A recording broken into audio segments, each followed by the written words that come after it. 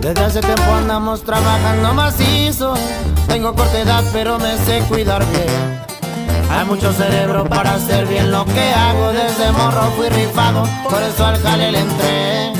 Me gustó el refuego, por eso en el jale sigo. A varios amigos les ha tocado perder. Algunos cautivos, otros allá con San Pedro. Pero mientras sigo vivo, aquí lo recordaré.